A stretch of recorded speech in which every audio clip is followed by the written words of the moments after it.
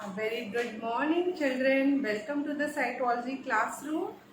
I hope, children, you all are doing your revisions part and studying properly. Okay. So, children, basically, there's so many topics we have discussed.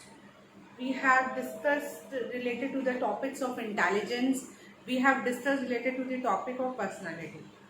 Today I am going to discuss with you some of the topics which are related to the chapter 3rd, stress.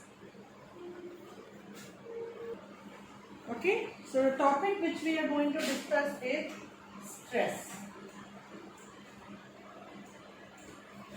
So children, first of all the question arises, what is stress? Stress आप किसे कहेंगे? Stress है क्या? See, stress has a different concept. Stress को somebody has said that stress is very good and somebody said that stress is not good. So everybody have different concept about the stress. सबकी concept stress को लेके बहुत अलग है. कुछ कहते हैं कि stress अच्छी चीज़ है, कुछ कहते हैं stress अच्छी चीज़ नहीं है. I think आपने you all have heard this phrase that stress, the Hindi meaning of the stress is चिंता. And you have heard this phrase that चिंता चिता के समान होती है. So this is also a cognition of some of the people. So what is that concept which is related to the stress? What is the good thing about the stress and what is the bad thing about the stress? So the two concepts come, children, here. The first one is, this first one said that stress is a silent killer. Stress क्या है? Silent killer है. Second कहता है stress is a kind of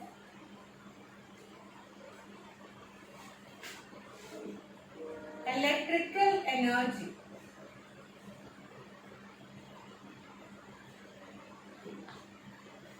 So children, please note it down, these 2 points in your copy. I hope it is visible to you all in a very proper sense. So first ये कह रहा है कि stress एक silent killer है. Silent यानी वो धीरे धीरे धीरे मार रहा है और मारता है. सेकेंड कहता है it is a kind of electrical energy. पर सेकेंड ये भी कहता है कि ये एक तरह का इलेक्ट्रिकल एनर्जी है. So the two things came here, children. What will be the appropriate? First, stress is a silent killer. See, anything, you can take anything, any stimulus or any object, means if you talk about anything, any stimulus, everything is very much required to be in an optimal range. आपने I think सुना होगा बच्चों कि किसी भी चीज की ज्यादा भी बुराई होती है, मतलब अति करना भी नुकसान होता है और कम होना भी नुकसान होता है. You all have read in your science, in your previous classes, that you already have, I think, learned about physiology, your body. आप भी जानते हो कि आपकी बॉडी बहुत सारी चीज़ों से बनी हुई है, protein, fat, carbohydrate, vitamins, mineral. So everything is required to the body, but everything is required on a sufficient amount और the amount which they have made for. जितने अमाउंट उनको चाहिए वो उतने ही अमाउंट में काम करता है. फाइन. नाउ आप देखते होंगे, you might have observe that जैसे ही उस अमाउंट में कोई अप एंड डाउन होता है वहीं से प्रॉब्लम क्रिएट होती है. Okay.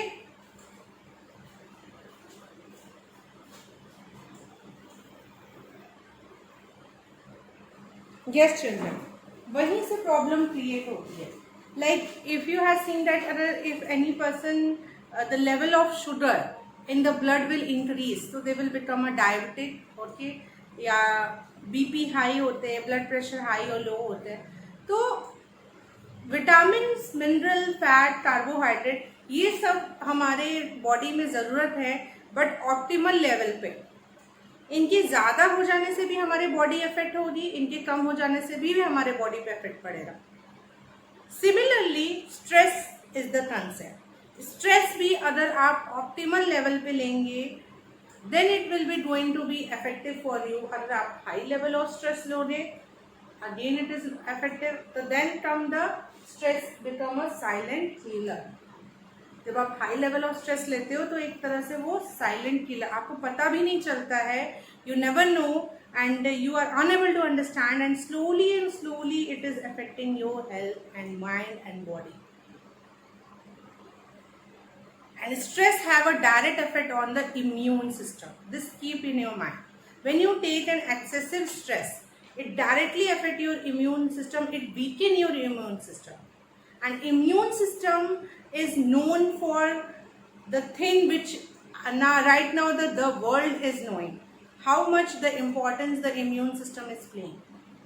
The main important role of the immune system is that it protects us from the viruses, from the infections. और वो अगर वीक होता है तो we are susceptible to many kind of disease.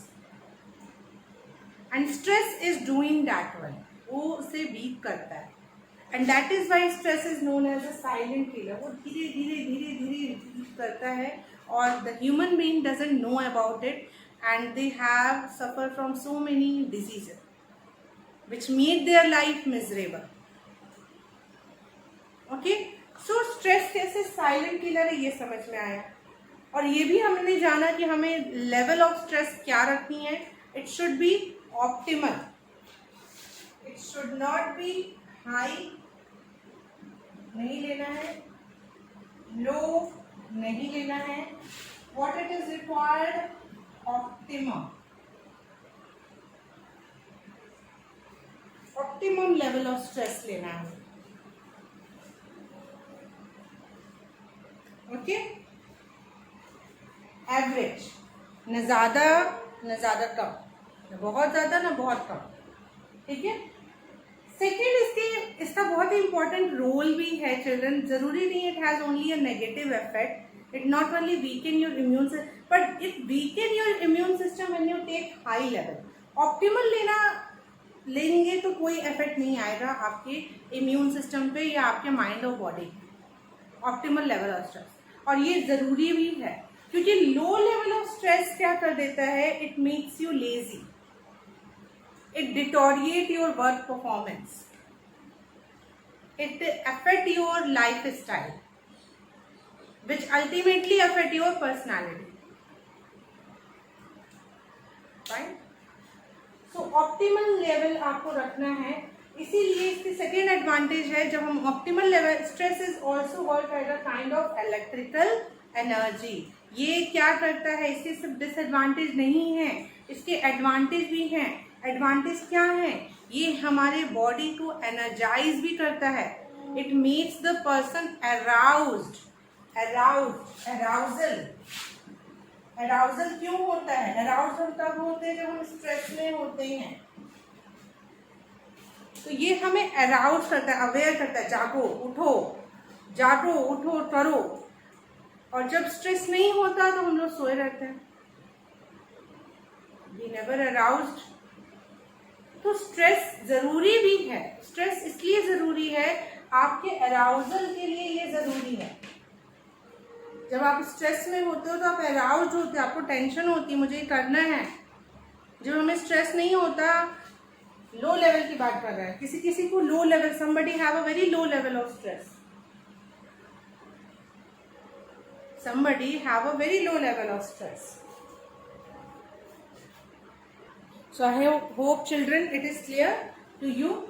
Stress is a silent killer and stress is a kind of electric energy. For understanding the electric energy, you can imagine an example like a tube light. You have seen a tube light or bulb. You know that this tube light and bulb, in this one the electrical energy is passes through it. What happen अगर ये electrical energy, the flow of the electrical energy, जो flow है वो अगर बहुत ज़्यादा हो जाए तो क्या होगा, your bulb will fuse, it blast. और इवन अगर ये इसकी फ्लो जो है लो रहे, बहुत लो रहे, तो it will become very dim light, you are unable to see anything, you are unable to work anything. So what we are understanding and learning from this one, what is required, which kind of flow of electrical energy is required, an optimal level. ज़्यादा high होगा तो even तो ये तो objects को भी नुकसान कर रहा है, तो that is here is a concern of our body. So ये इलेक्ट्रिकल एनर्जी भी है, यानी आपकी बॉडी को ये अराउज करता है, आपको अवेयर कराता है कि नहीं उठो लड़ो, और यहीं पे अगर आप इसको ज़्यादा ले लोगे तो ये आपके लिए नुकसान भी है। So both the things were there children. So basic concepts about the stress we have discussed. I just hope कि आपको ये अच्छे से समझ में आया होगा कि how it is a silent killer and how it is a kind of electrical energy. What we have to take? We have to take optimal level of stress, not the high, not the low. Stress can also do make us aroused. ये हमें aroused रखता है, इसलिए भी ये ज़रूरी है। ये ऐसा नहीं है कि स्ट्रेस अगर साइलेंट किलर है, ये हमें मार रहा है तो हम इसे ना लें, लो, पर बहुत ज़्यादा नहीं लेना, लेना पर पड़ेगा। If you want to move forward, if you want to do something in your life, तो आपको कहीं ना कहीं स्ट्रेस तो लेना पड़ेगा। Although it has a serious consequences, it has an effect on the mind and the body, but to making you to, it's a kind of ना arousal. क्या करता है, arousal is just pushing you towards something. ये बहुत ज़रूरी होता है, कभी कभी पुश करना बहुत ज़रूरी। तो उसके लिए sometime it happened that nobody is there behind you to push you, you yourself have to push। आपको खुद ही अपने आप को पुश करना पड़ता है, उसके लिए आप स्ट्रेस लोगे तो वो अपने आप ऑटोमेटिकली वर्क करेगा। तो this is the role of stress. So note it down these things. Now I am going to rub it. Now we will discuss about the definition of stress. We are going to discuss about the definition of stress. Stress की क्या definition है, which you all will note it down in your copy. Fine.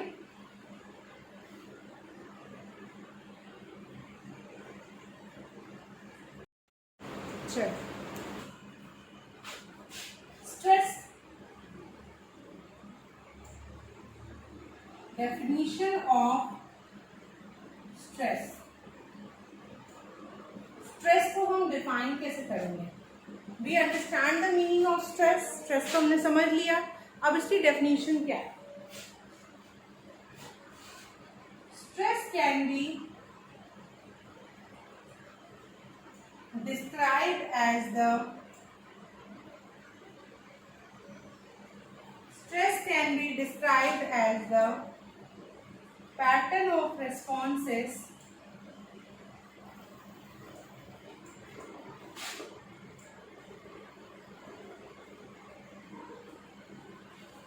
an organism makes to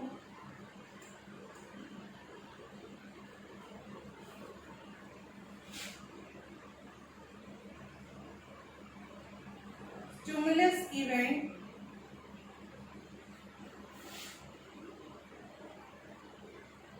that disturb the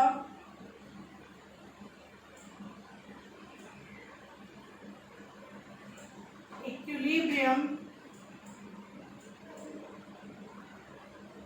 and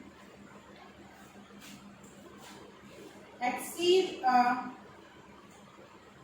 person's ability to cope.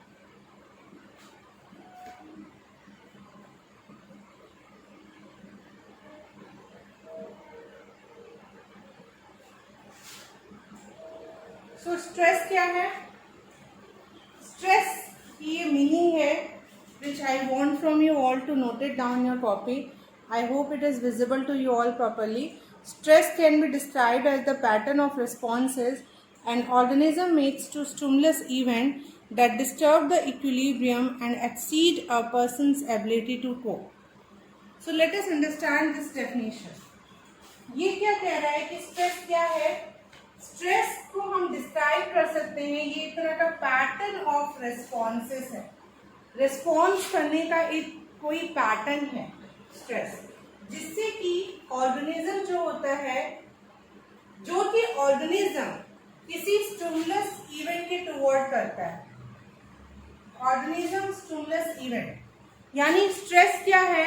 Stress एक pattern of response है जो कि एक organism यानी organism means human being, ठीक है, organism उस particular stimulus event के टुवर्ड करता है जिससे कि उसकी इक्विलिब्रियम डिस्टर्ब होती है. उसकी equilibrium means internal balance of the body की जो बैलेंस है वो डिस्टर्ब होती है और पर्सन की एबिलिटी, कोपिंग एबिलिटी, जो कोपिंग एबिलिटी होती है वो बढ़ जाती है, एक्सीड हो जाती है.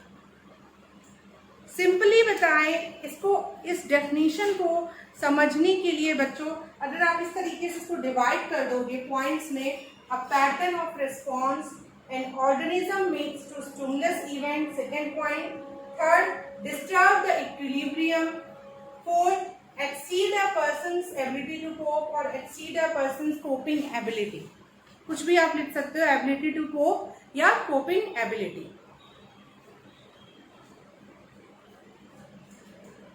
So I hope children you have written it and you have understand it how these definition of stress you have to describe in points like, ठीक है.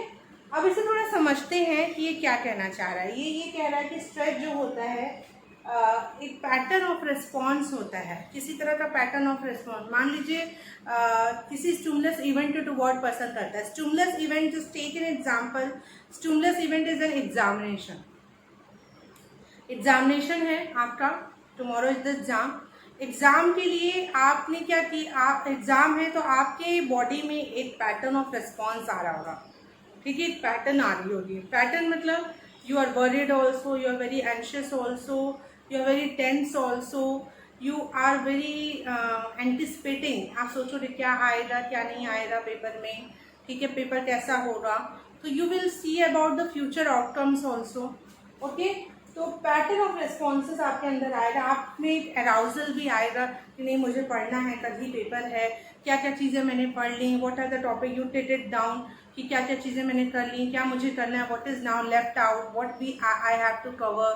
सो everything is come under the pattern of response जो आप कर रहे हो stimulus event यानी आपका examination. अब ये पैटर्न ऑफ रिस्पॉन्स आपके इक्विलिब्रियम को डिस्टर्ब करेगा कहीं ना कहीं. आपने ऑब्जर्व किया होगा कि कई लोग एग्जामिनेशन के समय बीमार पड़ जाते हैं. They have headache problem and they loss their appetite. तो ये सारी चीज़ें होती हैं. फाइन, तो इक्विलिब्रियम को डिस्टर्ब कर रहा है और पर्सन की कोपिंग एबिलिटी पर बढ़ जाती है. इसमें जब भी स्ट्रेस होता है ना, जैसे स्ट्रेस नहीं हो रहा तो देखो आप पर्सन को ऑब्जर्व करो वो कैसे रिएक्ट करता है या कैसा रिस्पॉन्स करता है. पर जब person is having in stress तो उसकी कोपिंग एबिलिटी, लड़ने की जो क्षमता है या कोपिंग करने की जो एबिलिटी है वो एक्सीड कर जाती है, वो बढ़ जाती है. तो this is one of the definition of the stress. Please note it down the small points also which I am discussing with you all. Okay, now I am going to rub this definition with the hope कि आपने note down किया होगा.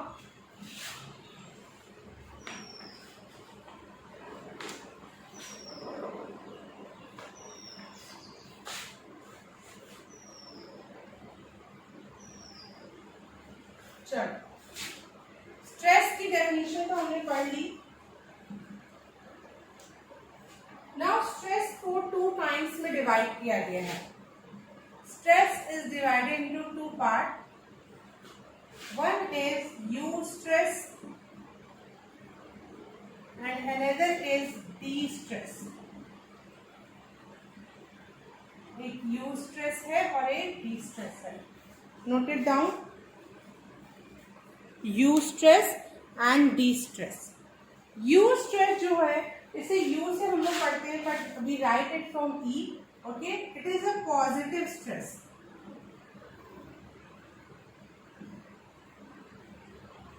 ये तरह का positive stress है. Distress क्या है? ये नेगेटिव होता है. हमें डी स्ट्रेस नहीं लेना चाहिए. हमें कैसा स्ट्रेस लेना चाहिए? यू. हमने भी पढ़ा ना, स्ट्रेस अच्छी भी चीज है, बुरी भी चीज है. Stress can be good also and stress can be bad also. तो अच्छी चीज क्या है? अच्छी चीजों को हम बोलते हैं यू स्ट्रेस और जो बुरी है उसे हम बोलते हैं D stress.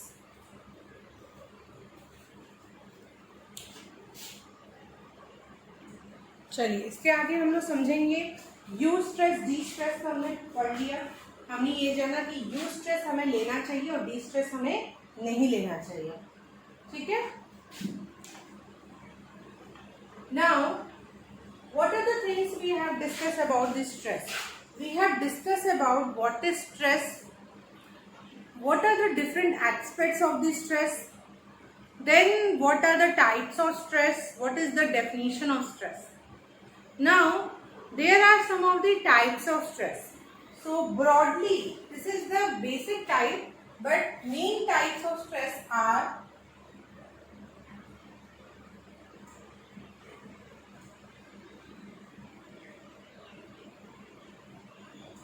the first one is the physical and environmental stress.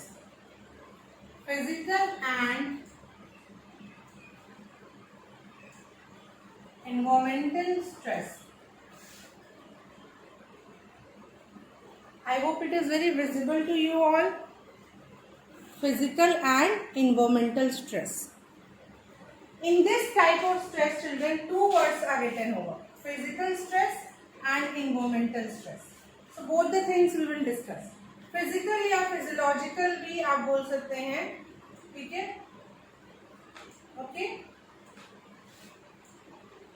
Okay, one more thing. Here is a mistake थोड़ा सा है.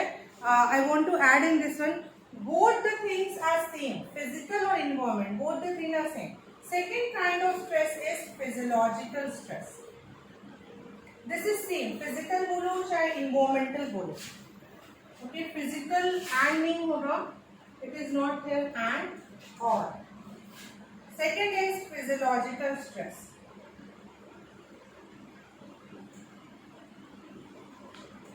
Third is psychological stress.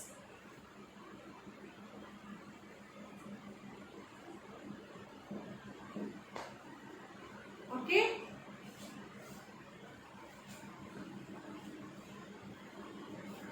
And fourth is social stress.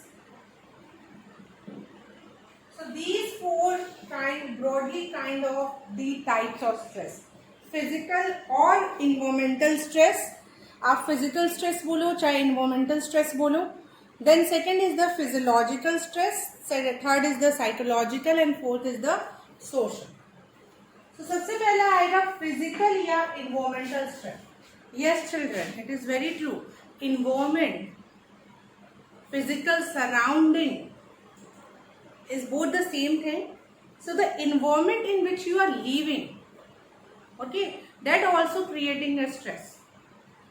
क्या क्या होते हैं? Like climatic conditions, weather. अभी है बहुत ज़्यादा hot and humid weather हो जाता है जब, तो people are unable to do their tasks. It reduces their work efficiency, the performance level. So आप समझ रहे हो कि अफेक्ट कर रहा है ना, बहुत ज़्यादा अफेक्ट कर रहा है. सेकेंड, environmental यानी climatic condition, weather. Then the environment, the people who are surrounding to you, they are also creating a stress. ठीक है. तो फिजिकल तो समझ में आ गया. Then second is the physiological. Physiological stress is related to your body, your physiological aspect. Physical body की बात होती है. जैसे व्हेन यू आर इल, आपको स्ट्रेस होता है, तबीयत खराब हो रही, मेरा क्लास छूट गया, I am unable to complete my notes, I am unable to complete my assignment, I am unable to give the exam, yesterday is the viva and I am falling on my bed. What I should do? It is creating a stress, and it is creating a stress, but apart from this one, your body is also creating a stress on you. आपकी तबीयत खराब है, आपको headache हो रहा है, आपकी body में एकिंग हो रही है, पेन हो रहा है, that is also stress, and that is a physiological stress. Third is the psychological, no doubt. Psychological stress तो होता ही है, and psychological stress is divided into 3 part. 3 parts में इसे डिवाइड किया गया है. दिस साइकोलॉजिकल स्ट्रेस,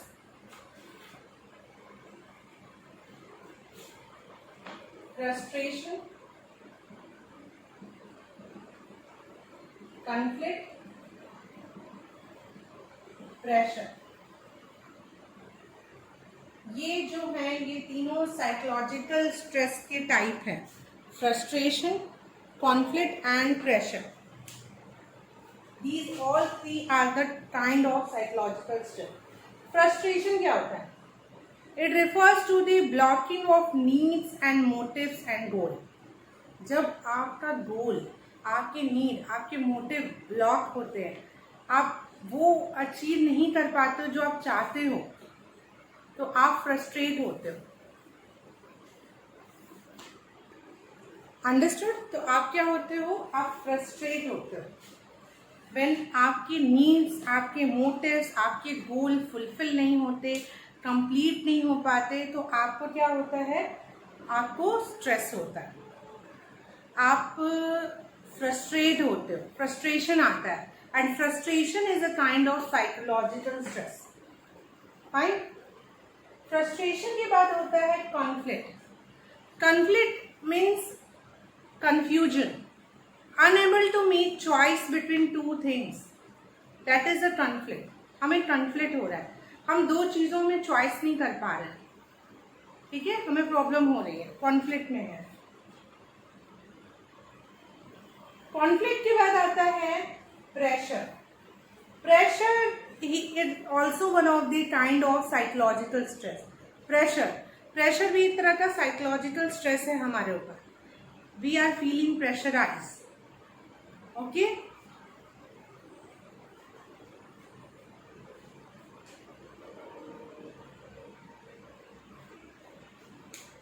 हमें क्या हो रहा है? हमें प्रेशराइज हो रहा है, हमें प्रेशर लग रहा है. ऐसा लग रहा है कि कोई हमारे ऊपर बहुत बड़ा पत्थर रखा हुआ है, या कोई भारी चीज़ है जो हमारे ऊपर है.